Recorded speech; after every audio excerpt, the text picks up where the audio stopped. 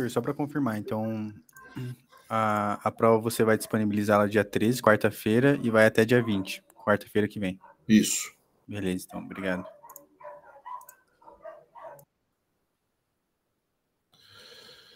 Então, lá, está gravando, vamos para a aula.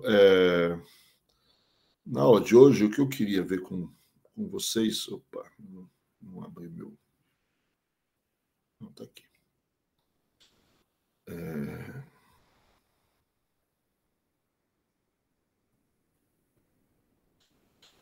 Na aula de hoje, então, o que eu queria ver com vocês é começar a falar sobre... Começar um período novo, né? Período chamado Economia da Nova República. Esse período ele se inicia basicamente com o governo Sarney, né? Era para ter sido o governo Tancredo Neves, mas o governo Sarney. E durante o governo Sarney tem duas coisas importantes, né? A primeira é a nova Constituição, que a gente vê no aula mais para frente, e a outra coisa importante são as políticas de combate à inflação do período, né? São, pelo menos durante o governo Sarney, 3 planos de estabilização. Aí você pegar o governo Collor, tem mais 2 planos, aí depois no Itamar tem mais um, né, que é o plano real. Então a gente tem aí 5 ou 6 planos de estabilização, fora os planinhos, os planos,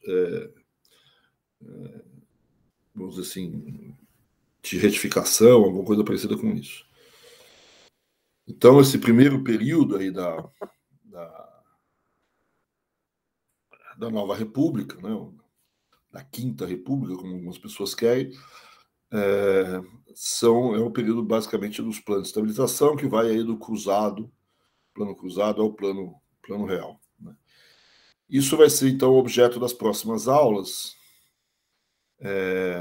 O que eu queria fazer na aula de hoje é ver um pouco, principalmente no início desse período, aí na passagem do governo militar para o governo da Nova República, um pouco as concepções que a gente tinha de inflação, principalmente as estratégias que se delineavam um pouco de combate à inflação nesse período, né? Esse período é muito marcado pela chamada inflação inercial, né, pela ideia de inércia inflacionária, né, que, né, hoje várias pessoas questionam se existe essa inércia, se não existe e tal, mas na época era bastante comum se falar de inflação inercial, alguma coisa parecida com isso. E é isso que eu queria conversar um pouco com vocês na aula de hoje, ver não só a ideia de inflação inercial, como, na verdade, um pouco maior do que isso, ver um pouco como que vários grupos de economistas vão dizer assim, qual era a opinião dessas pessoas sobre como enfrentar o processo inflacionário daquele período, né? Então, essa é um pouco a ideia da aula hoje. E esse era o principal problema, certo? Quer dizer, para ser sincero, é o período que eu me formei em economia, né? E a inflação era uma verdadeira obsessão das pessoas naquele período, certo? A inflação não só é elevada, né? A gente viu na última aula vai ser 200% de inflação ao ano, certo? Mas a gente chega a ter, né, quase 100% de inflação ao mês em alguns momentos.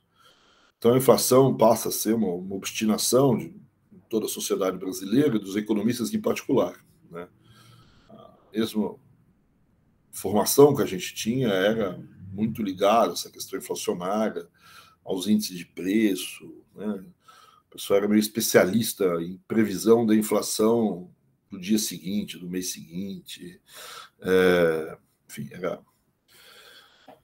E se você conseguisse prever e acertar a inflação, não do ano, certo? Mas a inflação dos meses, ou os 15 dias que viessem a seguir, você tinha prêmios, etc, etc. Então era uma questão, quer dizer, que praticamente tomava conta de toda a sociedade. E os planos, né, de estabilização, você olhando hoje, é impressionante como esses planos, principalmente alguns deles, puderam ser feitos. Sabe? Hoje em dia, eu duvido que o Ministério Público, o Judiciário, etc., permitiriam certas coisas que foram feitas naquela época, mas isso é mais questão das próximas aulas.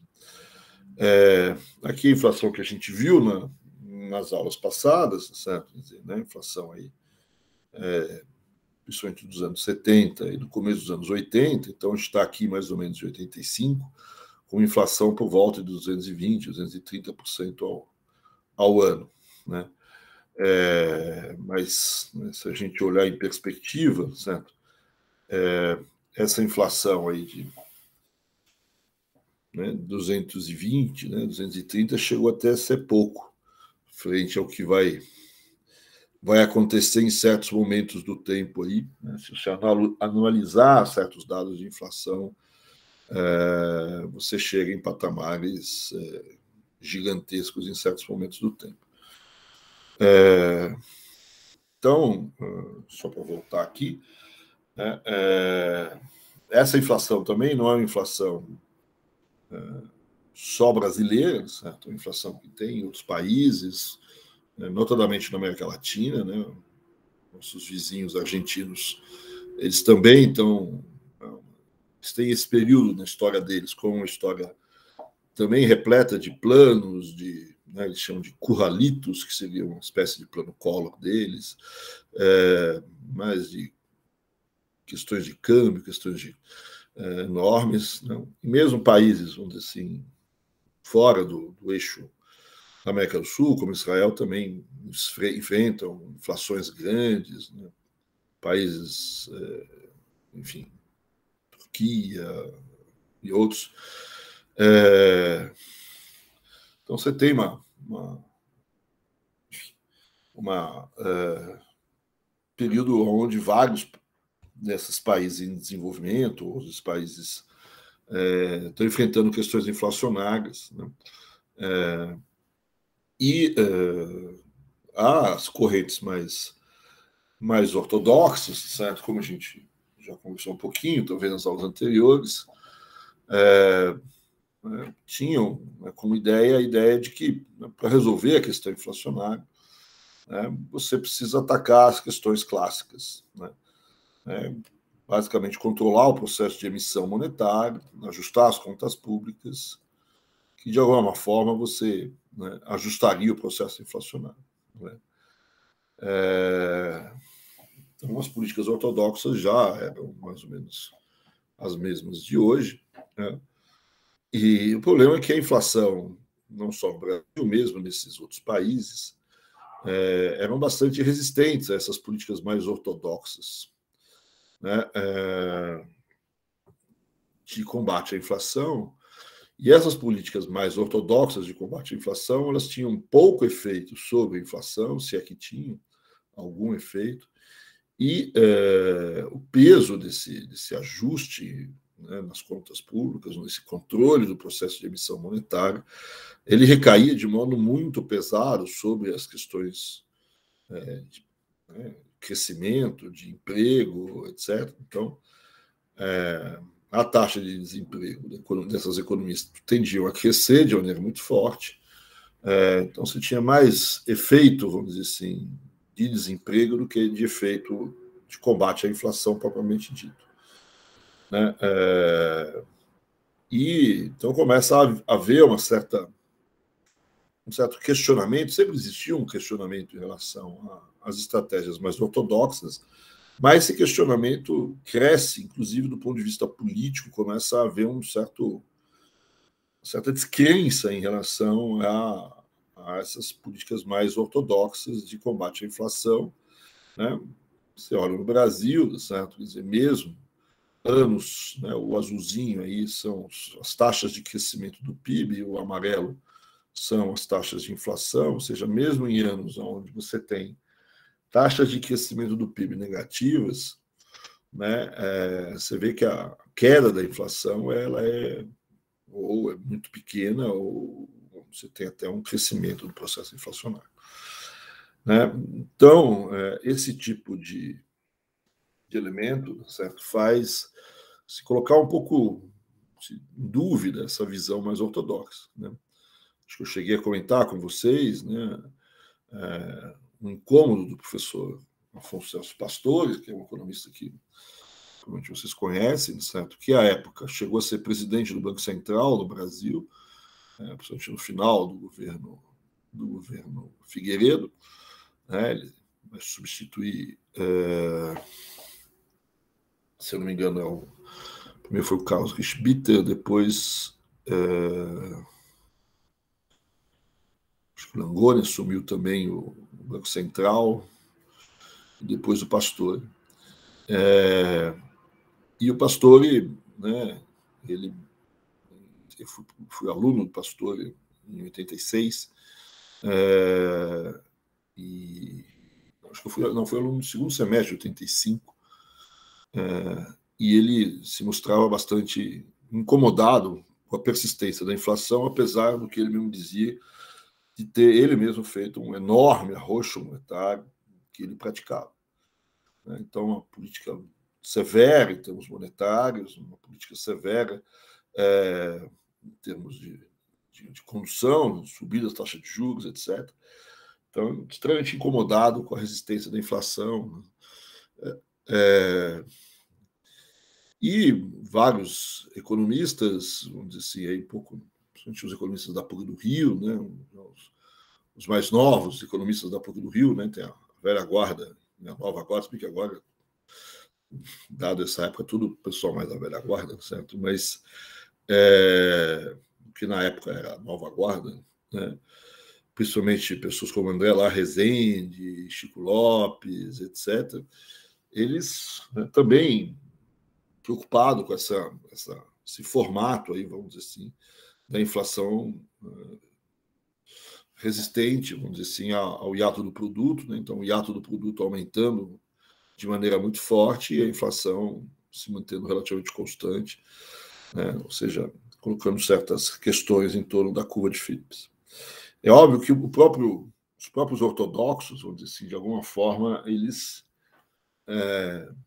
reagiam a isso, certo? E vão, por exemplo, vão responder ao pastor de que ele, apesar do que ele mesmo dizia, né, de ter feito uma política monetária bastante restritiva e a inflação não reagir, a acusação é que a política monetária não teria sido suficientemente restritiva, ou seja, precisaria ser mais restritiva do que já tinha sido, né, provocar um arroxo monetário, uma segurada no monetário maior do que tinha, um aumento das taxas de juros maior do que tinha.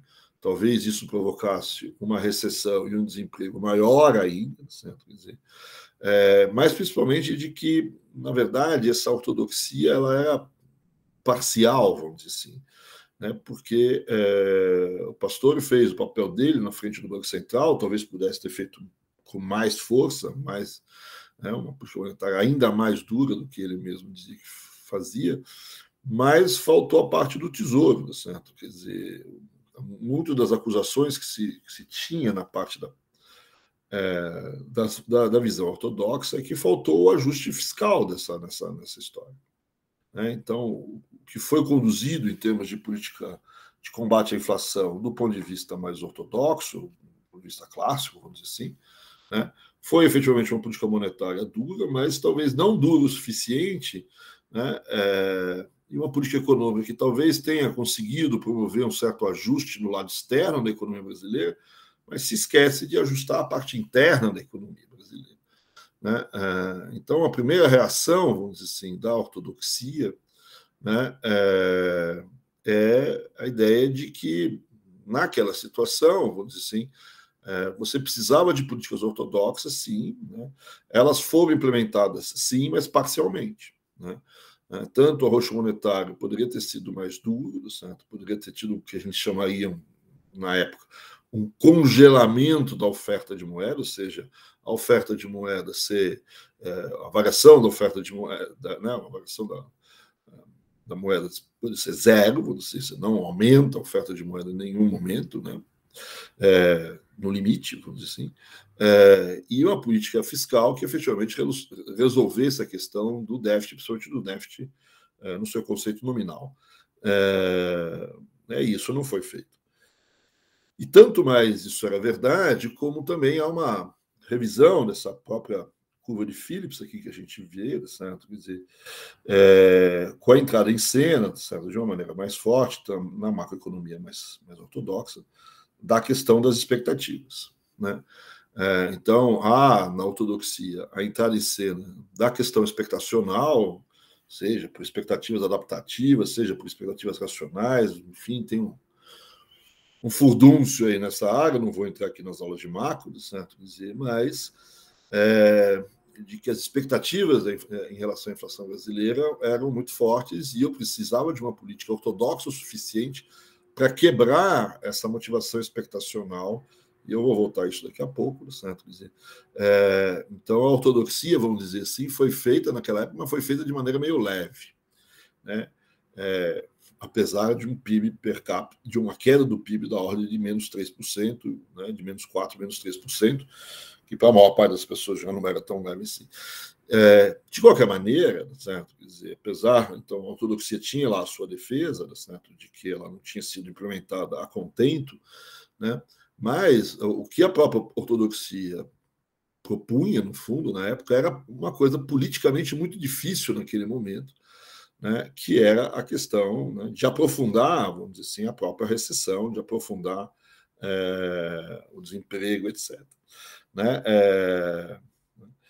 Então, politicamente era uma situação, existiam vários, né, obviamente, economistas ortodoxos, mas havia uma certa dificuldade política dessas pessoas, certo? Por conta de você já ter, nos últimos 4, 5 anos, realizado políticas ortodoxas e essa ter tido efeitos pequenos, né? E o receituário dizendo que você precisa de aprofundar essas políticas ortodoxas não era bem visto.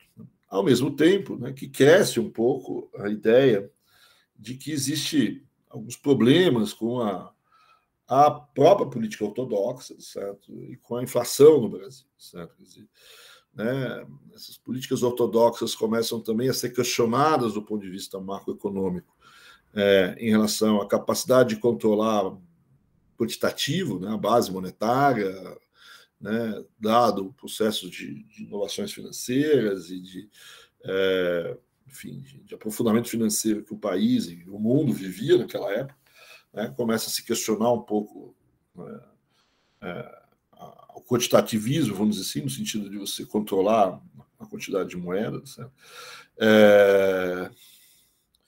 E a ideia, efetivamente, né, de você, naquele momento, fazer um controle tão forte assim, quantitativo, de certo,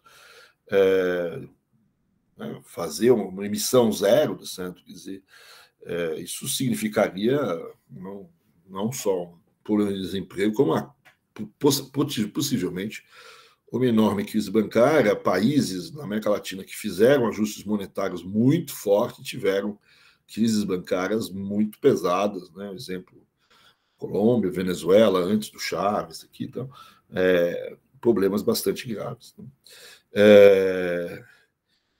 E, por outro lado, aí tem, então, essa ideia também de que se o quantitativo não está dando certo, o preço, né, que são os juros, as políticas de juros elevadas, elas eram elevadas e o efeito não era forte sobre desemprego, mas não tão forte assim sobre inflação.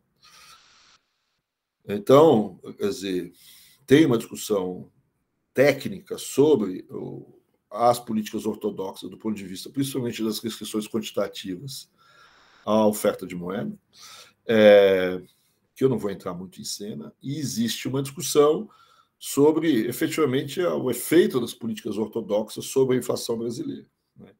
No fundo, questionando a ideia de que poderia haver uma relação inversa, certo? Entre combate à inflação e taxas de desemprego. Certo? Se tinha aumentado as taxas de desemprego e a inflação não tinha caído, né? Uma ideia mais geral sobre a curva de Phillips. E em torno dela, em torno dessa ideia de resistência da inflação, em momentos de crise, é que vão começar a pipocar algumas ideias um tanto quanto heterodoxas, né? Então você tem, de um lado, eu queria dizer, uma certa discussão dentro da ortodoxia, né? Então, dentro da ortodoxia você tem várias discussões, mas a primeira era que a ortodoxia foi mal implementada no Brasil, ou seja, a ortodoxia que foi implementada pelo pastor e pelos seus antecessores foi fraquinha, vamos dizer assim. Existe uma segunda ideia, certo? Que também é ligada a essa ideia de fraquinha, mas de que efetivamente a inflação ela mudou um pouco o seu caráter, né? A curva de Phillips muda um pouco as suas características, dada a introdução, vamos dizer assim, das chamadas expectativas, né? E aí também uma discussão sobre como introduzir as expectativas, qual é o efeito delas e como tratá-las, né? Como resolver esse problema das expectativas, mas a ideia básica é que, dado um conjunto de expectativas que tem a tendência de segurar processos inflacionários, essas expectativas elas tornam a inflação mais resistente, ou seja, precisa de choques mais fortes e talvez choques mais inesperados, se fosse o caso, certo?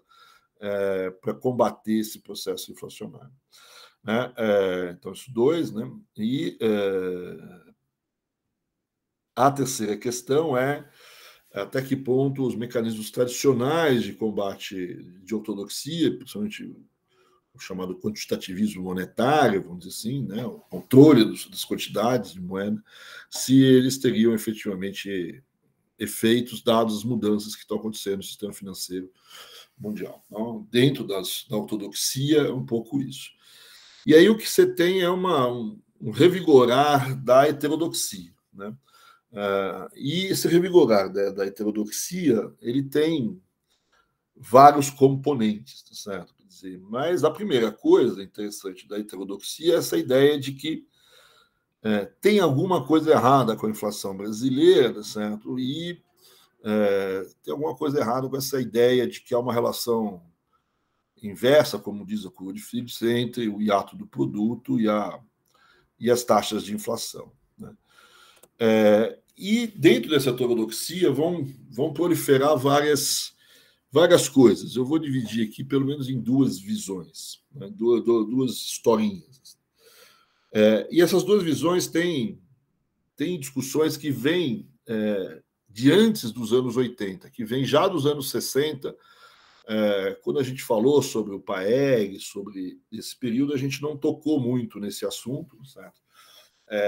Mas já nos anos 60, uma parte dessa heterodoxia já estava ali, né?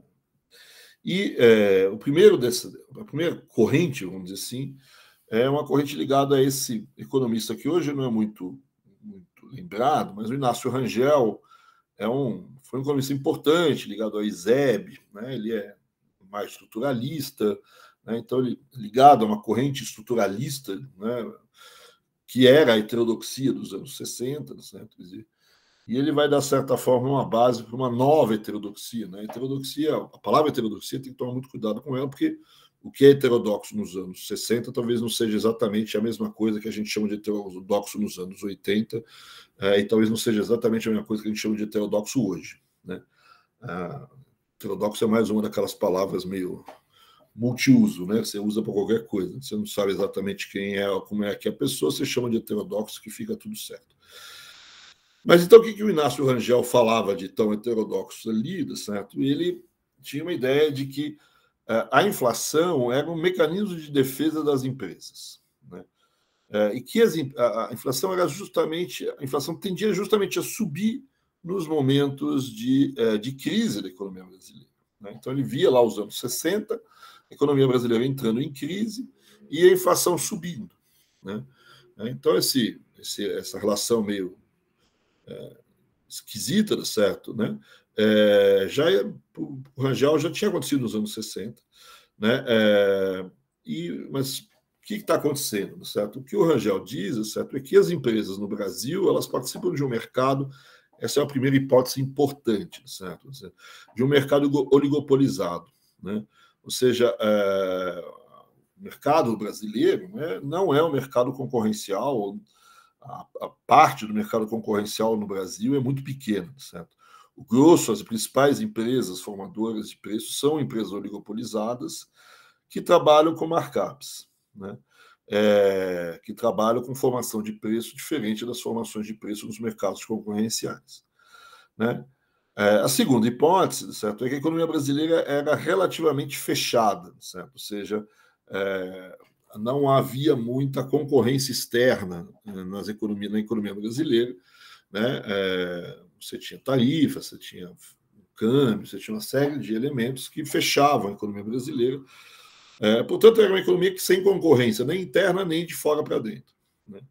E essas empresas oligopolizadas, então, elas segundo Rangel, na recessão, elas procuravam manter, vamos dizer assim, suas margens de lucro, seus lucros, vamos dizer assim, elevando seus preços. Então, a economia estava em recessão, no lugar daquilo que a gente imaginava, que era baixar os preços para vender mais. Segundo o Rangel, como elas são marcadoras de preço, né, elas não são tomadoras, elas são formadoras de preço, a reação dessas empresas, ao contrário, era compensar aquilo que elas perdem, vamos dizer assim, em termos de venda, por um efeito renda, certo? Uma diminuição do crescimento, tentar ganhar isso, recuperar isso, aumentando os seus preços, de modo a, vamos dizer assim, garantir um pouco o faturamento e a lucratividade geral dessas empresas, né? Tem muita crítica a esse tipo de hipótese, certo? Para muita gente, esse é um modelo que não fecha direitinho, certo? Mas era uma ideia que, né, naquela época, né, você tentava explicar por que você tem aí, em 62, 63, certo? O livro de 62, né, mas por que a economia estava entrando em recessão e a inflação estava subindo, né? Então, a hipótese dele é que as empresas faziam parte de um mercado oligopolizado e elas tinham essa reação, vamos dizer assim, em momentos recessivos, elas tendiam a aumentar seus preços. Nesse sentido, certo, era uma política monetária recessiva, certo, para tentar combater a inflação, era absolutamente ineficaz, né, não tinha muito sentido, né? E aí isso explicava um pouco o conceito que começava a existir na época de estagflação, né, de uma inflação junto com estagnação econômica. O Rangel também tem algumas coisas, certo? Quer dizer, a ver que existe depois desse aumento do preço, dessa marcação de preços mais acima por parte das empresas oligopolizadas, certo? O Rangel vai chamar a atenção que há uma reação, principalmente dos sindicatos naquela época, né? A gente está em 62, portanto, antes dos anos 80, antes do regime militar, e esses sindicatos eles tendiam a reagir, vamos dizer assim, a esse aumento de preços provocado pelas empresas, com greves, etc., e que fazia com que, tentando buscar também aumentos de salários, certo? Então, a partir dali, eu também tinha uma espécie de o que alguns autores mais nos anos 80 vão chamar de um conflito distributivo, né?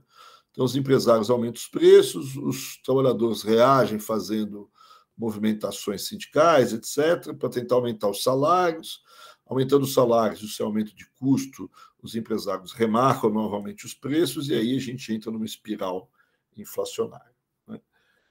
Então, essa era uma ideia dos anos 60, não era uma ideia não tão forte assim, em termos acadêmicos, mas é uma ideia importante e que foi recuperada, de certa forma, nos anos 80 pelos economistas também, vamos chamar assim, de estruturalistas, também da Unicamp. Muitos deles, vamos chamar assim, são os economistas que a gente acabou chamando eles de pós-keynesianos. Não sei se essa palavra, pós-keynesiano, esse epíteto, pós-keynesiano não é o mais adequado, mas foi assim que ficou conhecido por muita gente, né? Os economistas da Unicamp, basicamente, que o Beluso, um pouco, de certa forma, a Conceição Tavares também, de Almeida, enfim, alguns desses autores, mas talvez o Beluso seja o principal. E eles partem mais ou menos da mesma ideia do Rangel. Né? A primeira ideia, a primeira hipótese, certo, é que eu estou também numa economia onde o mercado não é o principal componente. Né? Eles dividem a economia brasileira em dois grupos de mercados, certo? De empresas, as empresas formadoras e as tomadoras de preço também. Então, né, existe um mercado que eles chamam de flex price, o mercado fixed price.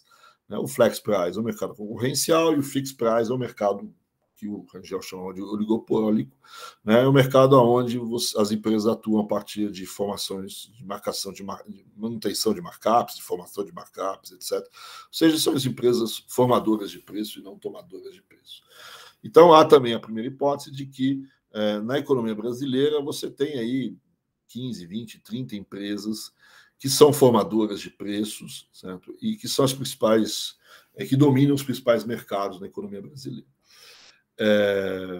Então, você também tem um mercado oligopolizado e também tem as empresas que marcam o preço. Né? Agora, elas vão reagir, essas empresas, agora nos anos 80, não mais, talvez, à recessão. O problema todo não é a recessão, apesar dos dados, né, estarem ligados à questão recessiva, mas as empresas estão aumentando seus markups como reação a uma situação de forte incerteza. Então, o que está acontecendo, principalmente a partir dos anos 70, não só no Brasil, como no mundo, né, e a gente vai ter esse fenômeno da estagflação no mundo todo, certo? Mas que essa inflação ela se deve, vamos dizer assim, a uma reação dessas empresas formadoras de preços, formadoras de preços, há uma situação de insegurança que vem já do início dos anos 70, como a gente já viu nas aulas. Né? No início dos anos 70, o que você tem? Você tem a criação de um mercado de câmbio flutuante no mundo. Né? Você passa a ter as taxas de juros flutuantes em termos internacionais. Então, já em termos internacionais, os principais oligopólios internacionais passam a ser marcadores de preço, formadores de preço. Isso vai repercutir na economia brasileira. E essa instabilidade na economia brasileira ela é ampliada de maneira muito forte, né, na passagem dos anos 70 para os anos 80, né, por conta dessa instabilidade cambial continuar no mundo todo e na economia brasileira vai se ampliar. Vamos lembrar que a gente teve duas desvalorizações, duas maxi desvalorizações, uma que não dá muito certo, mas uma segunda que dá mais certo. Né? A gente tem essa questão da flutuação dos juros, a gente tem outras questões de instabilização no mercado, que é o formato do sistema financeiro brasileiro, que a gente já conversou algumas vezes, e eu tenho principalmente uma super instabilidade sobre a situação financeira do próprio governo ou do próprio Estado brasileiro. Né? Então, para o Beluso, certo? O que está acontecendo nos anos 80, certo?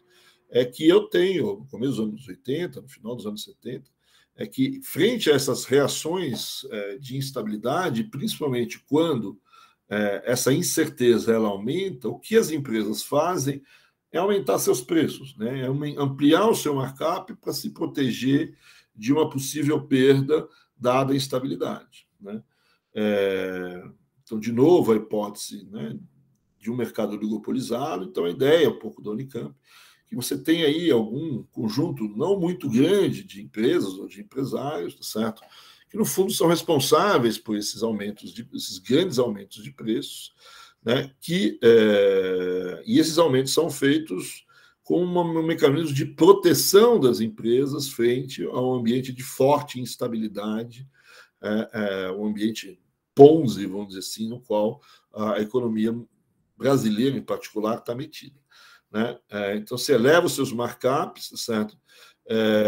E essa elevação dos markups, ela, de certa forma, vamos dizer assim, esse aumento de preços, ela é repassada para frente, com base também naquilo que a gente chamou de conflito distributivo, quando a gente falou do Rangel, ou seja, eles aumentam os preços e aí você tem uma tentativa de briga aí dos outros grupos sociais em recuperar a parte das suas perdas, né? Então, os empresários aumentaram os seus preços, então, como se eles tivessem tentado buscar uma fatia do bolo maior para eles, né? Os trabalhadores vão tentar reagir a isso, tentando recuperar ou aumentar os seus salários, e aí eu tenho uma corrida distributiva, né? Um conflito distributivo, né?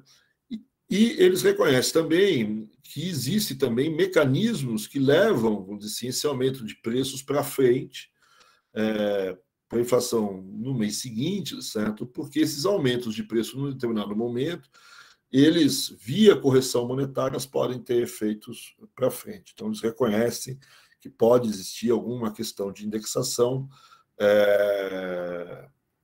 para a perpetuação dessa nova taxa de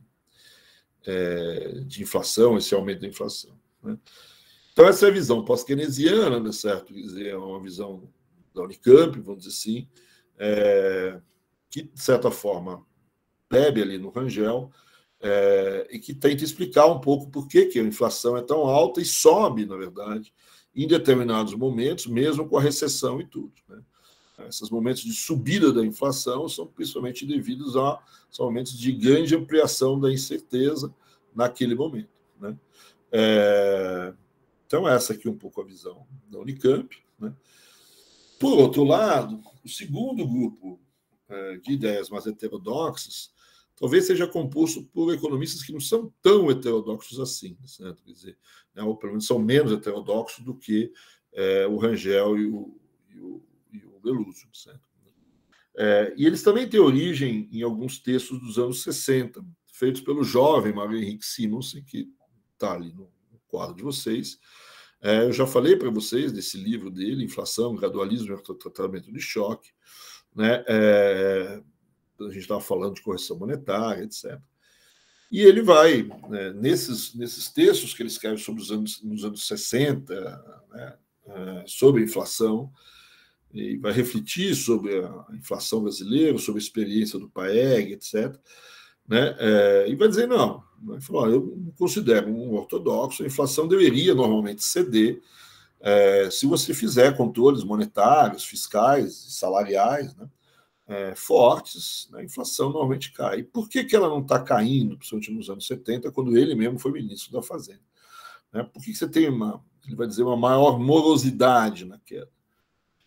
Normalmente a inflação não está caindo por dois motivos, né? Pode ter dois motivos principais. O primeiro é, de fato, aquilo que os ortodoxos estão dizendo, certo? Eu estou usando minha política de controle de maneira meio levinha, certo? Meio de lado, vamos dizer assim, certo? Então, por quê? Porque eu tenho um conflito de objetivo, né? Eu não quero fazer uma política tão apertada assim, porque eu ainda tenho o objetivo de manter, de certa forma, o crescimento econômico, né? Então, há um trade-off aí, vamos dizer assim, entre fazer uma política monetária mais apertada, buscando uma estabilidade monetária, com perspectiva de desenvolvimento no horizonte de curto prazo, né? Então, principalmente nos anos 70, e ele está se referindo à própria gestão, no fundo, né, de que o objetivo de combater a inflação, certo? Quer dizer, não era um objetivo tão importante assim, né? Então, existe um conflito de objetivos entre o combate à inflação e essas ideias de desenvolvimento, de manter o crescimento econômico. Então, em vários momentos, isso é verdade. Isso foi verdade no PAEG, isso foi verdade durante a gestão que ele teve à frente, talvez ainda no iniciozinho da gestão do governo Figueiredo, etc., né? E o outro motivo para essa inflação não cair de maneira tão forte é a ideia de correção monetária, né? Então, o Simonsen ele vai dizer, certo? Quer dizer, o seguinte, quer dizer, a correção monetária foi introduzida na economia brasileira, principalmente, e ela foi necessária para permitir, para reabilitar a existência de títulos, tanto públicos, onde eles foram introduzidos, quanto privados, né? Então, a existência desses títulos públicos e privados na economia brasileira dificilmente poderiam ser reestruturados dentro da economia brasileira nos anos 60 se eu não tivesse introduzido a ideia de correção monetária. Mas essa ideia de conversão monetária, certo? Ela vai passar a agir, então, como uma espécie de realimentador automático da inflação, né? Então, como eu corrijo monetariamente, né, determinados preços, né, se essa correção dos preços, se o volume de preços que eu corrigir for muito grande, é como se eu pegasse a inflação do mês passado, vai depender da forma da indexação, mas a inflação do mês passado e aumentasse os preços do dia de hoje, porque eu tenho uma série de mecanismos que prevêem essa correção monetária, né, que prevêem essa indexação. Então, eu tenho o preço da luz, o preço da água, o preço disso, o preço daquilo, o câmbio, o salário, todos vão subir no mês 2, e vão subir no mês 2 como? De acordo com a inflação no mês 1. Certo? Quer dizer, então, se eu tenho inflação no mês 1, no mês 2 eu vou ter inflação de novo. Certo? E eu tendo a perpetuar o processo, ou como ele dizia, realimentar a inflação. Ele tem essa equação que vocês veem aí, né? Não é exatamente uma equação, certo? Mas ele diz o seguinte, que a inflação, que eu chamei aqui de PT, né? Ela tem 3 fontes básicas, né? Ela pode ser uma inflação de demanda, que é o Dzinho T, ela pode ser uma inflação de custos, que é o Czinho T, e pode ter a inflação de hoje pode ser ligada à inflação passada. Essa ligação entre a inflação passada e a inflação de hoje é dado por esse Rho aí que está antes do PT-1. Né? O A, né, o alfa aí, o beta e o Rho, certo? Quer dizer, que estão aí antes da demanda dos custos e do preço, né? Enfim, são mecanismos de você, né, se teve ou não teve, choque de demanda, choque de custos.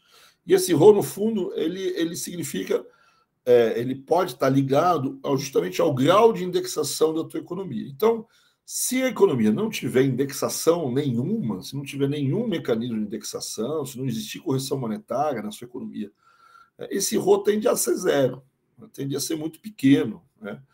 De modo que essa ligação entre a inflação de hoje e a inflação de ontem, certo? Ele praticamente não existe, né? Mas o que o Simons está dizendo é que, à medida que a gente introduziu a correção monetária em 64, esse Rho deixou de ser zero.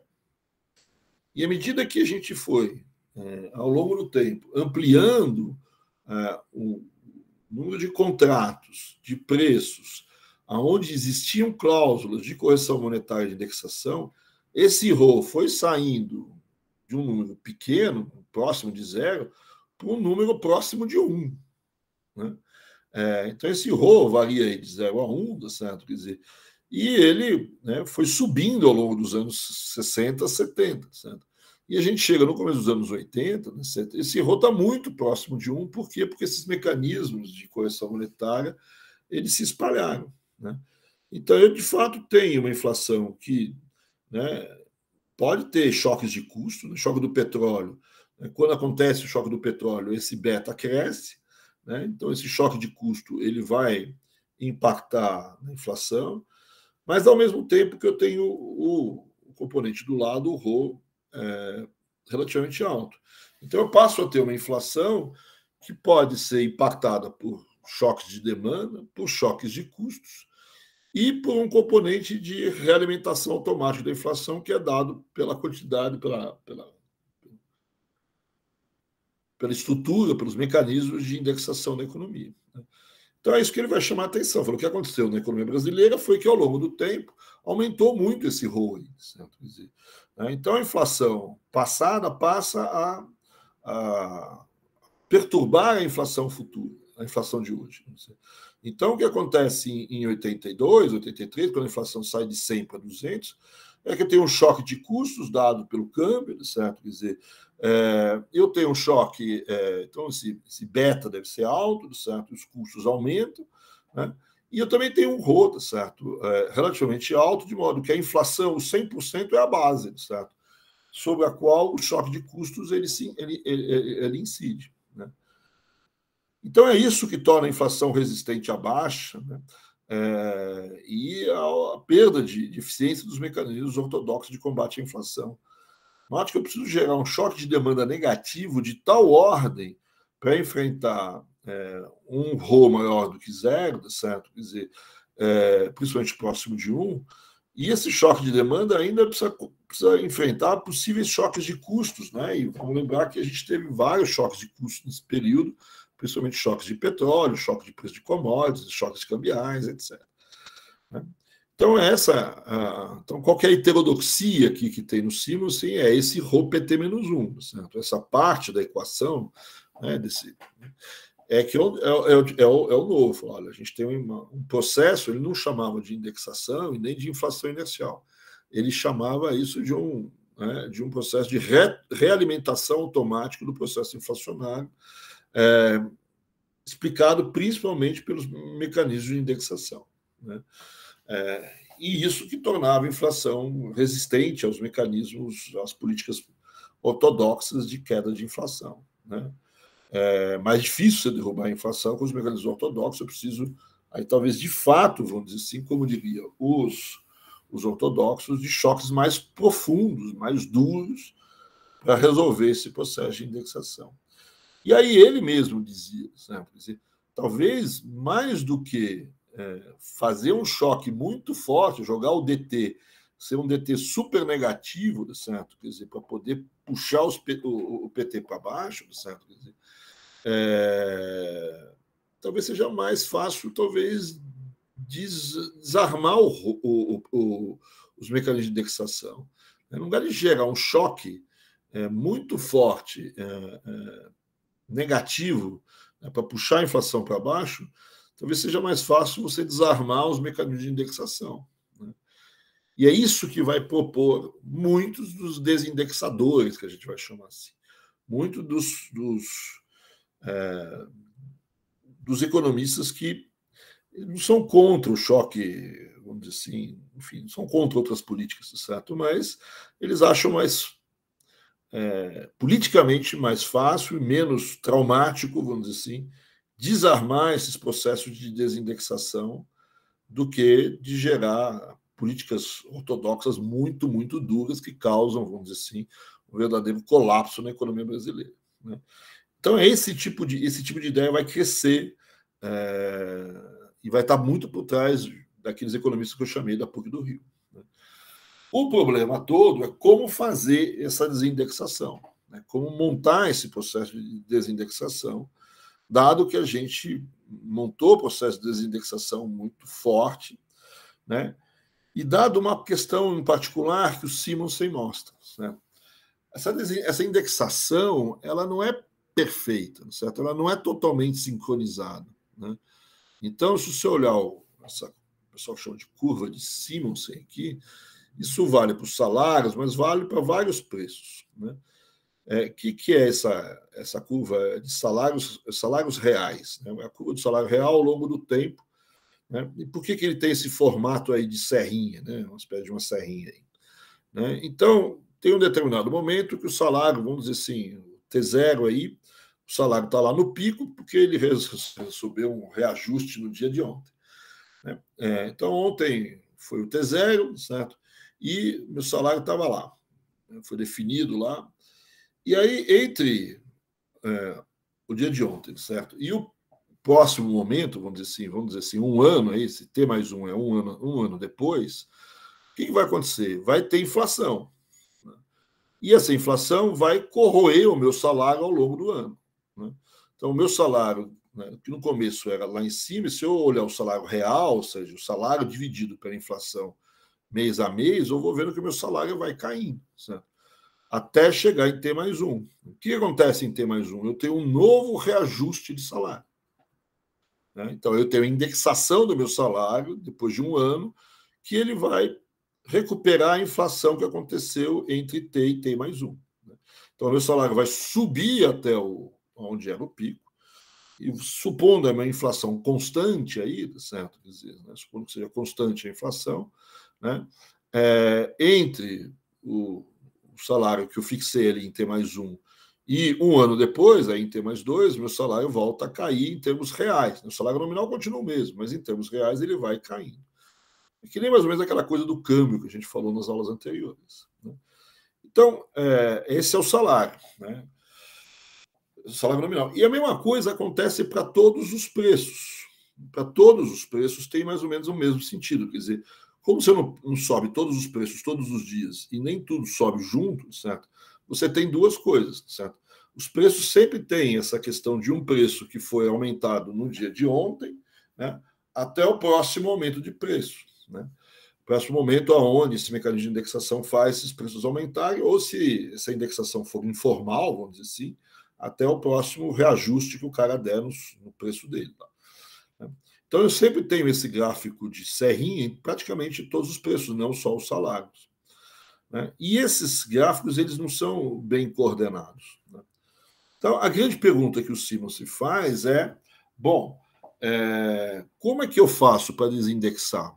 Eu desindexo quando? Quando o meu salário estiver no pico ou no vale? Note que faz uma diferença enorme para o trabalhador se eu desindexar a economia quando o meu salário está no pico. Né? Eu vou ganhar. Se eu desindexar quando o meu salário estiver no vale, eu vou perder. Né? E se você imagina uma relação inversa entre salários e o preço que as empresas praticam, né? Quando o salário está no pico, depois, né, ao longo do ano, é que os empresários aumentam os seus preços. Né? Então, se você, em qualquer momento do tempo onde você parar o processo de indexação, no fundo, o que eu quero dizer é que alguém pode ganhar muito e alguém pode perder muito. Né? Então, o que ele diria? O ideal seria converter os salários na média, né? Pegar esse período médio e fazer isso para todos os preços da economia e aí desindexar com todos os preços médios. Agora, como é que faz isso na prática? Né? Porque em qualquer momento do tempo que você parar a economia e desindexar, alguém vai ganhar, alguém vai perder. Né? A gente diz que no longo prazo, esses processos de indexação, ninguém ganha e ninguém perde, tá certo? Porque no longo prazo essas paralelas se encontram, tá certo? Quer dizer, né? Mas em qualquer momento no curto prazo, né, alguém vai ter gente no pico e vai ter gente mais próximo do vale, tá certo? Isso vai valer não só para os salários, como para todos os preços. Né? E nem todo mundo, esses preços não estão juntos. Né? O T mais 1 do câmbio não é igual ao T mais 1 do salário. Certo? Quer dizer, que não é igual ao preço da luz, que não é igual ao preço da batatinha. Certo? Então, os preços são assincrônicos, eles não estão sincronizados e existem esses momentos de pico de vale. Então, o que acontece nessa história? É que eu tenho um grave problema de coordenação desse processo de desindexação. Como que eu coordeno essa desindexação? De modo a não impor grandes perdas para uns, nem grandes perdas ou grandes ganhos para outros. Né? Então, o que se você vai deixar aí depois, o André Lar Rezende, o Francisco Lopes e outros economistas do Rio de Janeiro vão, de um lado, assumir essa tese de que existem esses mecanismos de indexação amplamente difundidos que levam a inflação a ter um grande componente de inércia, aí eles vão usar a palavra inércia. Né? Mas existe um problema, que é um problema de que esses aumentos eles não estão sincronizados e que eu tenho, vamos dizer assim, mesmo em contratos onde, por exemplo, eu não tenho correção monetária, eu tenho inflações que estão implicitamente colocados ali. Certo? Eu tenho várias situações onde a indexação é implícita. Né? Então, não está escrito ali, mas né, aquela debêntures rende 50% ao mês. Não é possível ter uma taxa de juros de 50%, é muito alto. É que, no fundo, ela está prevendo 40% de inflação e 10% de juros. Certo? Então, a inflação está embutida no contrato. Como é que eu tiro essa inflação no contrato? Né? Então, quer dizer, quando eu fizer um combate à inflação, né, eu posso ter grandes redistribuições de renda, né, a favor de um ou de outro, ou eu posso ter grandes quebras, né, fortes na inadimplência nos que estão devendo, vamos dizer assim, se eu congelo, dependendo da forma como eu pago esse processo inflacionário. Né. Então, uma súbita interrupção desse processo inflacionário pode tornar os contratos inexequíveis e pode ter grandes ganhadores e grandes perdedores, né? E essas grandes ganhos e perdas podem significar inadimplências gigantescas, pode significar quebradeiras enormes. Então, eu preciso ter um problema de sincronia, de coordenação desse fim dessa indexação. Então, essa é uma coisa que o Simons já tinha colocado e que vai ser recuperado por esses economistas. Então, esses economistas que a gente vai chamar de inercialistas, né, ou o pessoal ligado à indexação, enfim, os que trabalham com essa ideia de indexação, né, então eles levam duas coisas do Simons. Essa ideia de retroalimentação como um fator importante que tem que ser atacada para combater o processo inflacionário, né, e essa ideia de que esse combate não é tão simples como parece ser, certo? Quer dizer, né, então vai aqui aparecer a ideia, né, de inflação inercial. Né? O que é uma inflação inercial? É uma inflação que tem componentes de choque tradicionais, choque de demanda, choque de custos, e que tem um componente, né, que faz com que a inflação se reproduza, que é um componente de tendência, que estava ligado àquele Rho lá do Simons. Né? Isso é inércia. A inércia é a retroalimentação do Simons. Né? A inflação passada passando para a inflação atual e a inflação atual passando para a inflação futura por conta desses mecanismos formais, mas também informais de indexação que existem na economia brasileira. Então, a inflação, quer dizer, ela tem componentes de tendência e tem componentes de choque. Né? Então, em certos momentos, eu tenho choque. Nesse caso aqui, são 2 choques de câmbio. Eu não coloquei no comecinho do gráfico, mas em 73 para 74 eu também tenho um choque ali. Né? Ali é um choque de preço, que é um choque de preço, um choque de custos, desculpa, ligado ao preço do petróleo. Em 79 tem 2 choques no fundo ali. Tem um choque de preço, petróleo, segundo, e um choque de câmbio. Né? Em 83 tem um choque de câmbio. Né? Só para pegar esse gráfico aqui, esses também, 79, 82, 73, são momentos também que o pessoal lá, os pós-keynesianos, o pessoal do Unicamp, são aqueles momentos de incerteza onde eu tenho o processo de remarcação, de markups, etc. Né? Então, eu tenho os choques aqui, certo? Quer dizer, e eu tenho as tendências. Né? Essa inflação relativamente constante entre 74 e 78, certo? E depois entre 80 e 83, né? Ela se deve basicamente porque nesse período, certo? Eu não tive mais nenhum choque de oferta, de custos, eu não tive grandes choques de demanda, certo? Quer dizer, e eu tive esses mecanismos de indexação que perpetuam, né? Na verdade, entre 74 e 78, eu posso dizer que eu tenho uma combinação de alguns choques de demanda, a demanda está aquecida entre 74 e 78, e eu tenho aquele Rho crescendo. Né? Mas em 83, 84, 85, nesse finalzinho, eu não tenho mais nenhum choque de demanda aqui nesse período, certo? Mas eu tenho, nesse momento, provavelmente um Rho muito próximo de 1, certo? Quer dizer, ou se não, até acima, talvez, de 1, certo? Isso é que a gente possa entender. Então, a inflação inercial ela tem esse componente, né? Choque e tendência. Os momentos de choque, no fundo, aceleram a inflação, aumentam a taxa de inflação, e os momentos de tendência mantêm a inflação. Então, note que agora a ideia de inflação ela muda. Né? Não é a inflação, é o aumento dos preços.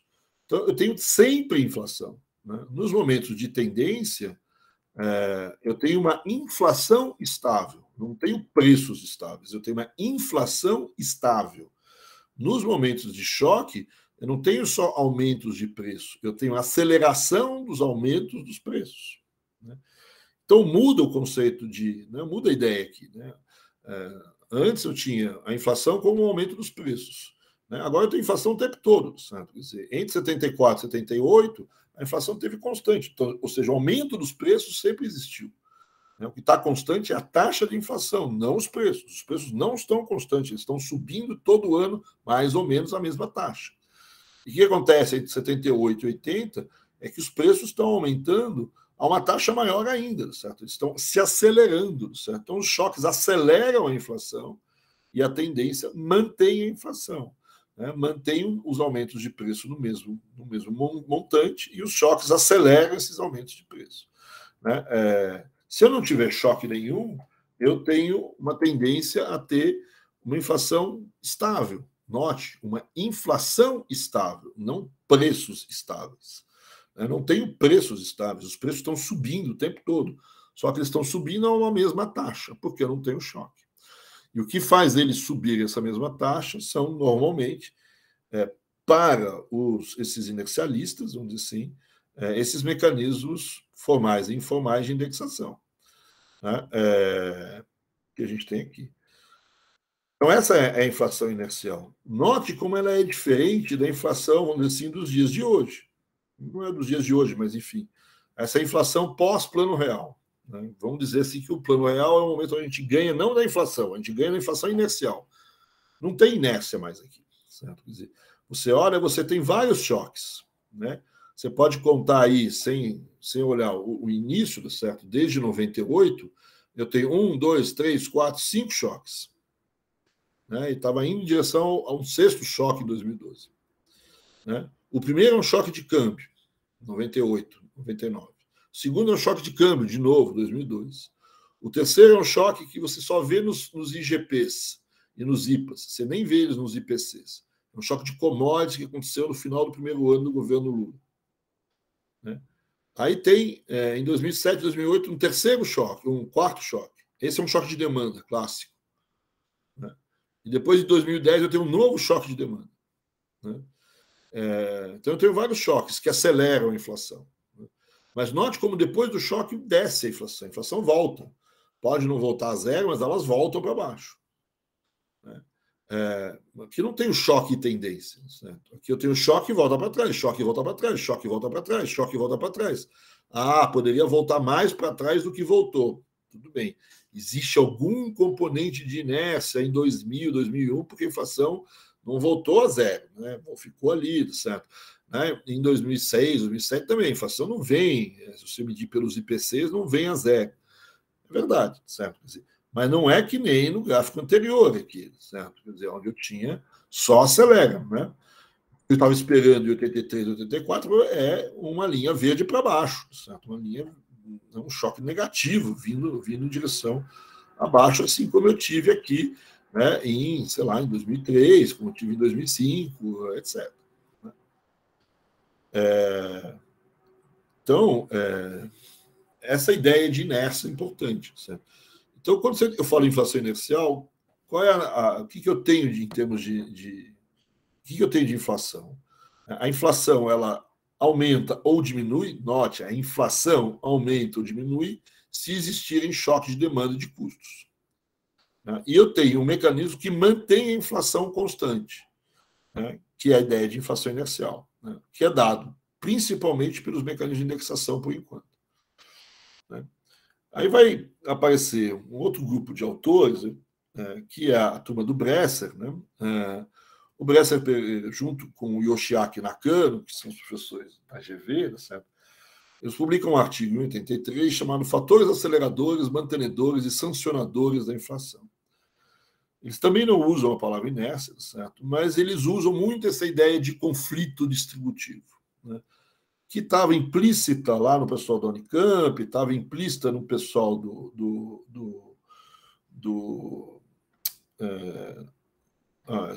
primeiro que eu falei aqui, do Rangel, né, o pessoal da Unicamp, e a gente chamava de mecanismos informais de indexação nos inercialistas, né, no pessoal do Simons e do pessoal da PUC do Rio. Então, aqui, o que ele fala? Bom, a gente tem que entender que a inflação ela tem alguns fatores que são os fatores chamados aceleradores da inflação. que são os choques, né? Choque de demanda, choque de oferta, né? Então, você tem isso. Nesses choques aceleradores, vão incluir também parte dessas ideias do pessoal da Unicamp e do pessoal do Inácio Rangel. Certo? Quer dizer, tem esses momentos onde, por exemplo, as empresas elas mudam o seu comportamento e aumentam, vamos dizer assim, os seus markups. É como se esses grupos, nesse momento, eles estivessem querendo se proteger em relação a possível perda de renda no futuro, aumentando a fatia do bolo que eles querem pegar agora. Então, eles olham e falam, lá na frente posso perder, então deixa eu pegar um pedaço maior do bolo agora, porque se eu perder lá, eu compenso. Então, é isso que os empresários fazem. Esse é um fator, isso também acelera a inflação, isso também é uma espécie de um choque, quando algum grupo econômico tenta ampliar a sua participação no bolo. E, normalmente, isso deflagra o chamado conflito distributivo. E esse conflito distributivo, o que é? São justamente os fatores mantenedores da inflação. Os fatores mantenedores da inflação são a reação dos agentes em relação a essa primeira tomada. Né? Então, vamos parar de culpar os empresários, vamos culpar os trabalhadores agora. Né? Vamos ser mal. Né? Então, os trabalhadores fizeram uma greve e conseguiram aumentar os seus salários. Né? Aumentaram os seus salários acima da produtividade. Isso foi uma festa, não sei o quê, botaram a gente na parede, sei lá o quê, tal. Esses safados, esses trabalhadores aí. Certo? Então, aí, o que os empresários fazem? No momento seguinte, eles remarcam os seus preços, né? Repassam esse aumento de custos para os preços. Então, o primeiro movimento, que foi a greve, vamos dizer assim, é um fator acelerador. Né? O segundo movimento, certo? Quer dizer, que é um aumento do preço, certo? E aí depois você tem o terceiro movimento, que é uma reação dos trabalhadores aumentando de novo os seus salários. É o quarto movimento, que é uma repasse dos preços de novo. E assim a gente vai indo, certo? Quer dizer, esses são os fatores mantenedores. É isso que algumas pessoas chamam de processo informal de indexação. Né? Por que você aumentou o seu salário? Porque os caras aumentaram os preços. Por que você aumentou os preços? Porque aumentaram os salários. Aí tem o governo que desvaloriza o câmbio, que depois faz isso, que aumenta os impostos, etc.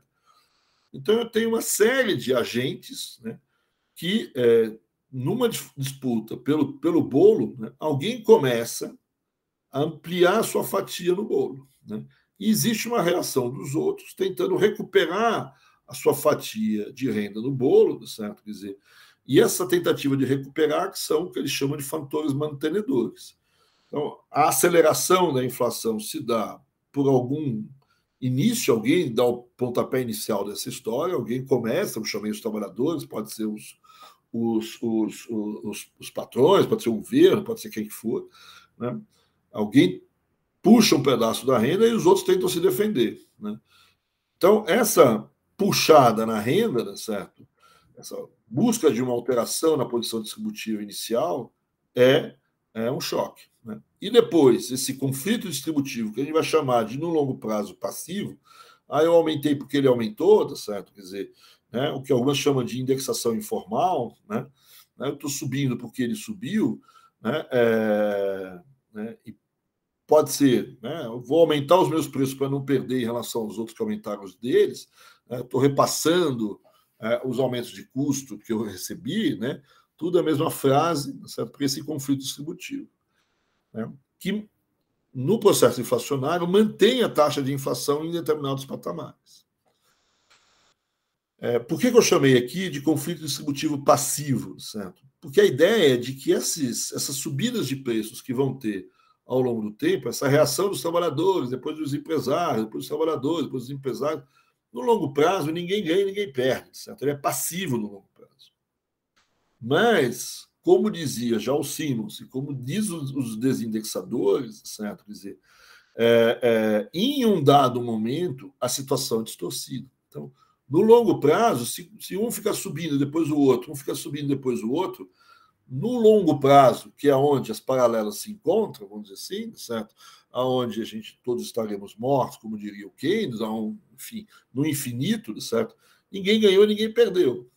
Mas em qualquer momento do tempo que você parar, né, Normalmente, certo? Se esse processo de inflação ele é uma inflação, vamos dizer assim, que não é um processo de completa hiperinflação, certo? Em um dado momento a situação é distorcida. Porque num determinado momento eu aumentei meus preços ontem e você ia aumentar seus preços amanhã. Então, se separar a roda naquele momento, eu ganhei e você perdeu. Né? E esses perdas e ganhos não são pequenos, né? Não é R$1 para um lado e R$2 para o outro. Certo? A gente está falando de inflação de 100% ao mês. Né? Então, imagina se você vai aumentar os teus preços, você vai dobrar teus preços amanhã e você, por exemplo, uma das propostas é congelamento aqui. Certo? Então, vamos congelar a economia. Então, eu congelo hoje a economia. Né? Só que eu aumentei os meus preços hoje. Então, beleza, congelou no topo, no pico, como eu estava mostrando ali. Você ia aumentar, ia dobrar os seus preços amanhã. Né? Te congelou no vale, né, certo? Quer dizer, imagina o que vai acontecer. Amanhã, se você for vender, você não vende, né, certo? Porque vai te dar um prejuízo do inferno, né, certo? Quer dizer, então, ou os seus produtos simplesmente não vão aparecer no mercado. Né? Ou se você colocar no mercado, você quebra, né, certo? E eu vou estar feliz da vida, né, certo? Quer dizer, então, essa parada momentânea ela é extremamente distorcida e ela vai complicar o processo de estabilização, né? Coisa que vem de lá de trás. Então, aqui é um pouco a ideia geral de inércia, juntando um pouco vários dos autores que a gente está falando. E a ideia de inflação inercial é um pouco essa ideia. Né? A partir daí, certo? E a gente vai já para o final da aula aqui. Bom, essas são as concepções. Aí você faz o quê? Né? Bom, beleza, eu sei disso tudo, tal. O que você faz? Né? Qual a proposta? Né? Então, nos anos 80, o que você vai ter é dois grupos de autores, na verdade, vários grupos de autores. Né? Os ortodoxos, né? Então, a primeira coisa é mudar um pouco. Antigamente, os ortodoxos eram monetaristas e os heterodoxos eram estruturalistas. Agora, as coisas. Depois, os ortodoxos eram os de tratamento de choque e os heterodoxos eram os do gradualismo, isso nos anos 60. Agora, nos anos 80, eu diria que os ortodoxos são os de sempre. Certo? E o que são os heterodoxos? São os de posição variados, mas normalmente os que têm receitas não convencionais de, vamos dizer assim, ataque às tendências e não aos choques. Né? E os ortodoxos são aqueles que querem promover choques invertidos, choques para baixo, choques principalmente de demanda para baixo.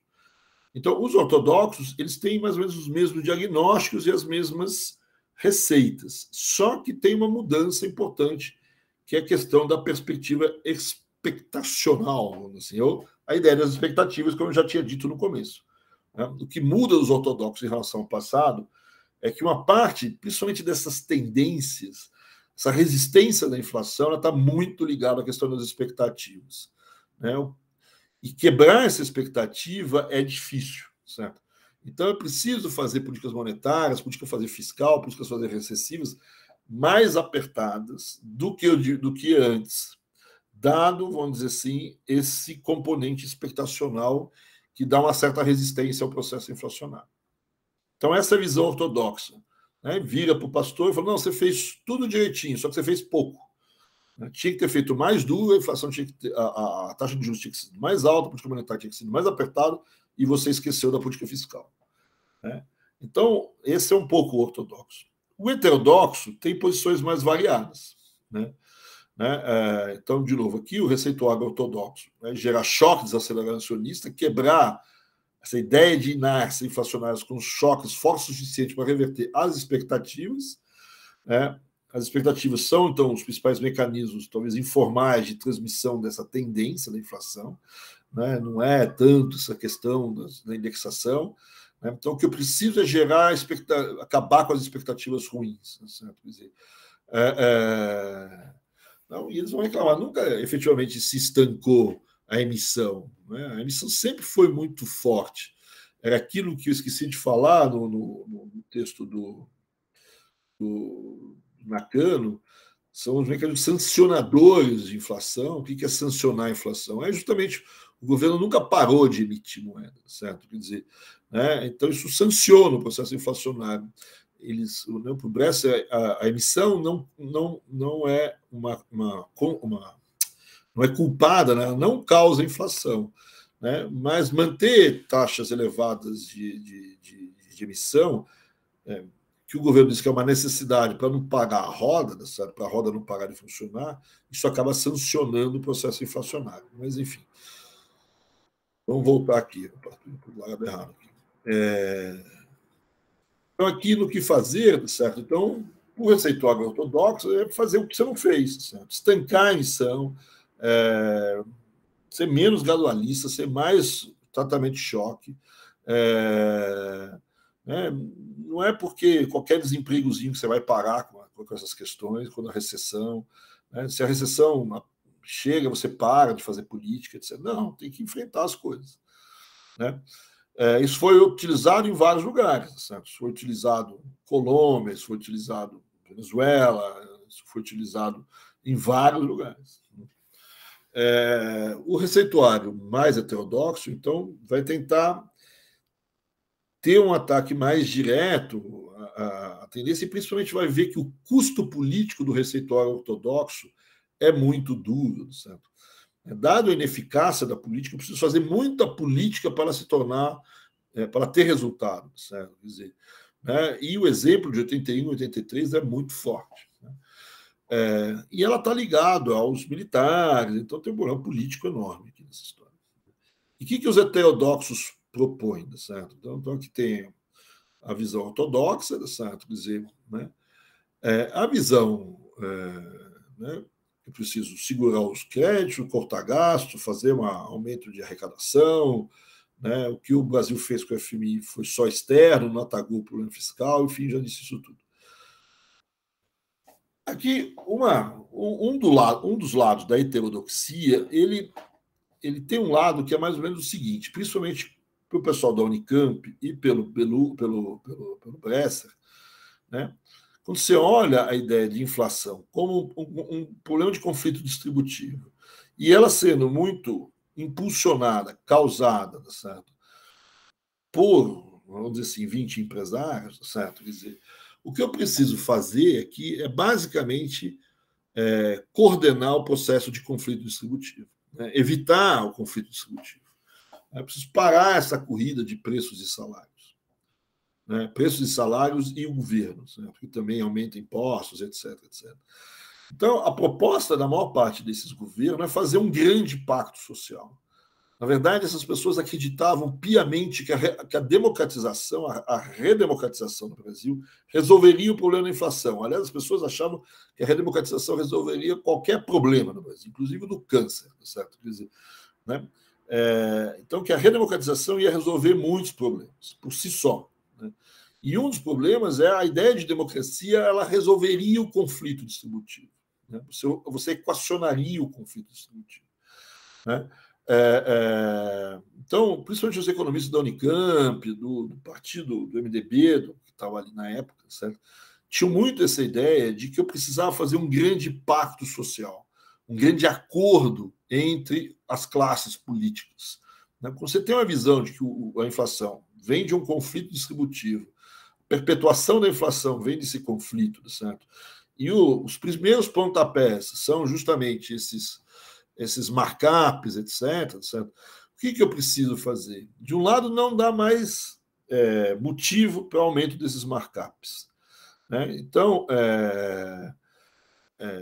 para isso, eu preciso diminuir a incerteza. Né? Então, o governo precisa resolver o problema do Estado brasileiro, ajustar patrimonialmente o Estado, fazer a renegociação da dívida externa, ampliar os horizontes de cálculo, diminuir a incerteza, de modo que se volte atrás em relação a esses markups. E eu preciso aí de um acordo, certo? Quer dizer, que os empresários não vão aumentar os seus markups, os trabalhadores não vão buscar aumentos de salários, né? Vai sempre ter aquela discussão de quem foi o primeiro, né? Então quem é o último. Eu preciso coordenar esse processo até para não cair naqueles problemas que a gente já disse antes. Né? Então, você vai ver, quando você olha, por exemplo, o governo Tancredo Neves, né? Depois Sarney, aquilo é um pacto social. São não sei quantos ministérios, não era para dar cargo para as pessoas, é para colocar todos os grupos políticos do Brasil, inclusive os grupos que foram derrotados, né, que perderam a eleição, juntos, no mesmo grupo, no mesmo lugar, e fazer um grande acordo. Né? Então, tem representante do empresariado paulista, do empresariado mineiro, das empresas internacionais, né, dos trabalhadores, está todo mundo no governo. Certo? Tem desde o pessoal que defende reforma agrária até o pessoal mais racional, estão todos ali no governo. Então, se imaginava que esse pacto, vamos dizer assim, coordenado pelo Tancredo, ele quase que por si só, né? Junto com isso, o pessoal, principalmente que está no Ministério do Planejamento, que está com o Sayad, que faleceu há pouco tempo, né, e com os economistas da Unicamp, eles também previam mesas setoriais. Né? As mesas setoriais eram mesas de discussão setoriais justamente para coordenar esses aumentos de preço, de salários, os impactos das medidas governamentais, como câmbio, etc., nos setores. Então, teria um grande pacto nacional e pactos setoriais que resolveriam esse problema. E aí eu tenho um outro grupo, que são os desindexadores, vamos dizer assim, né? Que são aquele pessoal mais da PUC do Rio, etc. Fala, olha, esse negócio de pacto não está errado. Só que eu acho meio poliana, certo? Acho bacana tal, mas acho difícil de se construir. Cada um gosta muito de defender o seu, né? Todo mundo muito egoísta aqui no Brasil, não tem negócio de pacto, esse negócio. Vamos fazer assim, vamos fazer um pacto de adesão não voluntária. A gente faz um pacto não pactuado. A gente faz um pacto na paulada, certo? Quer dizer, então vamos fazer um pacto na força, vamos dizer assim. Né? Essa é a proposta desses caras. E note que eles também estão no governo, esses caras. Né? Está todo mundo no governo, inclusive os ortodoxos. Então, o que eles propõem? Aí tem algumas separações. Né? Grosso modo, vai existir duas grandes propostas por esses desindexadores. A do Francisco Lopes, que é esse senhor mais despossuído de vasta cabeleira, certo? Que propõe o chamado choque heterodoxo, que no fundo é o plano cruzado. Né? É o congelamento, né? Com os principais preços revertidos a médias e congelados, a tablita, e durante o congelamento, para que você vai congelar? Certo? Para pagar a memória inflacionária, etc. Também, mas principalmente para trocar a moeda. Você congela, troca a moeda, né? E nesse congelamento e nessa troca de moeda, certo? A nova moeda, você ganha um tempo com a nova moeda. E com esse congelamento, você ganha um tempo para desindexar a economia. Né? Para ir tirando os contratos indexados, todos os contratos. Né? Desde os contratos financeiros até os contratos de luz, de água, etc. Então, você tem que desindexar a economia, você tem que ir mudando a legislação e desindexando a economia. Né? Então, para isso o congelamento, para você ter tempo para desindexar e depois, quando você desindexou, aí você pode descongelar. Né? Aí tem que ver como você congela, como que são os preços a serem congelados. Em tese, você tem que congelar o preço nas médias, tá certo? Quer dizer, agora, fácil fazer isso para aluguel, fácil fazer isso para salário. Agora, é difícil fazer isso com o preço da cerveja lá na esquina, tá certo? Quer dizer, como é que eu vou reverter a média o preço da cervejinha, certo? Né? Aí, bom, quando a gente for falar sobre o plano cruzado, a gente vê os problemas. E existia uma outra proposta, feita pelos outros duas pessoas que estão aqui, o que está com de camisa branca é o Francisco André Lara Rezende, desculpa, e o que está de blazer, de paletó azul, certo? É o Pércio Arida. Né? E eles publicam um livro, Inflação Zero, vocês até podem ver, né? Que nesse Inflação Zero tem um capítulo sobre o Brasil, um capítulo sobre a Argentina, um capítulo sobre Israel, como está na capa, que não foi escrito por eles, mas enfim. E no capítulo sobre o Brasil que eles escrevem, eles propõem, né, eles põem um texto que já tinha corrido muito, circulado muito no mercado antes, eles propõem a proposta deles, né, óbvio, né, que fica conhecido como proposta Larida, né, Larida de Lara Rezende Pércio Arida, Larida. Né? Esse nome foi cunhado por um economista importante naquela época, certo? Que era o Dornbusch. O Dornbusch, para a época, era o Blanchard para os dias de hoje, vamos dizer assim. Não sei qual é o livro de macro que vocês estudam, mas, né, na época, um bom livro de macroeconomia é o livro do Dornbusch. E o Dornbusch era um economista importante dos Estados Unidos, tal, que conhecia muito bem o Brasil, etc., e dava palpite para tudo quanto era lado e tal. E um dia o Pércio e o André foram apresentar a proposta deles nos Estados Unidos, tal, fizeram uma turnê ali. E numa dessas rodadas, o Dornbusch é que cunhou esse nome Larida. De certa forma, tem um quê de pejorativo nessa frase, nessa ideia de proposta Larida, porque o Dornbusch achou a proposta deles muito interessante, mas é um verdadeiro... isso é coisa de economista que vive nas suas torres de marfim, certo? Que, como é que vai fazer no dia? A proposta do André lá Rezende era trocar a moeda, fazer uma troca de moeda, né? Eles chamam de desindexação com indexação completa. Você conviveria com duas moedas ao mesmo tempo. Uma moeda onde estavam todos os mecanismos de indexação nos ativos financeiros, etc., e uma outra moeda sem indexação, certo? Quer dizer, e essas duas moedas você deixaria, assim, as duas funcionando, e com o tempo as pessoas provavelmente iriam abandonando a moeda ruim, porque nessa moeda ruim ia ter inflação, e na moeda nova, né, a inflação não existiria. Né? Então a ideia era criar uma moeda que fosse, no fundo, indexada à moeda velha, mas paralela a essa moeda, que no fundo é a proposta do Plano Real. Né? A ideia deles é mais ou menos o seguinte, certo? Quando você vai para a rua, nesse momento que você tem inflação alta, você ia nas lojas, você ia numa loja uma livraria, vamos dizer assim, né? Você ia numa livraria comprar um livro, né? Você olhava, quanto que custa esse livro aqui? Certo? Aí você olhava, estava um negócio lá atrás do livro, estava um negócio 40 RL, certo? Quer dizer, 40 reais livros que valiam. Nem existia o real, não existia plano real, não existia nada, mas estava lá, 40 reais livros. Aí você olhava um outro livro, quanto vale isso aqui? 25 reais livros. E aí você olhava para o cara da livraria e falava, mas o que é 40 reais livros? Eu tenho cruzeiros aqui, você serve cruzeiro? Certo? Não serve, mas é que cada real livro vale hoje 10 cruzeiros. Então aquele livro, na verdade, valeria 400 cruzeiros naquele dia.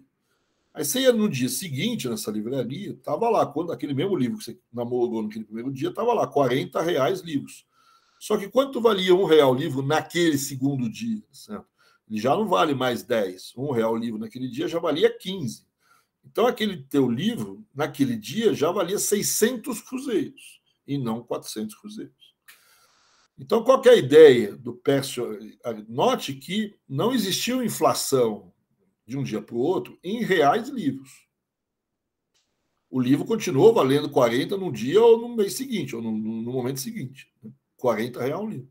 Mas, em cruzeiro, a inflação disparou. Era 400 cruzeiros, no dia seguinte era 600 cruzeiros. Né? Então, se você olhar a hiperinflação alemã, vários lugares do mundo, isso sempre acontece. Né? Então, qual é a ideia do Pércio e do André? Trocar a moeda. Você ofertar duas moedas. Não dá de só os livreiros ofertarem real livro. O Brasil tem um real livro. Ou algum indexador desse tipo para as coisas. Né? Se você fosse, naquela época, num restaurante, certo? Você ia pegar o restaurante, você pegava lá o menu do restaurante, estava lá uma salada, vale quanto? Aí tinha uma bolinha verde na salada. Certo? Como uma bolinha verde? Esse aqui é um estrogonofe, uma bolinha vermelha. Certo? Como uma bolinha vermelha? Aí na primeira página do teu menu, estava lá, hoje, né, bolinha verde, 20 cruzeiros. Bolinha vermelha, 40 cruzeiros. Então a bolinha tem lá o correspondente. E você vai no dia seguinte, ou um mês depois, você vai no mesmo restaurante, o que tinha ali? Quanto custava a salada? Bolinha verde. E uma estrogonofe, bolinha vermelha. Agora, na primeira página, a bolinha verde agora era R$100, e a bolinha vermelha era R$200. Então, o preço da salada aumentou, né? Não em bolinhas, continuava uma bolinha verde só, mas em cruzeiro subiu.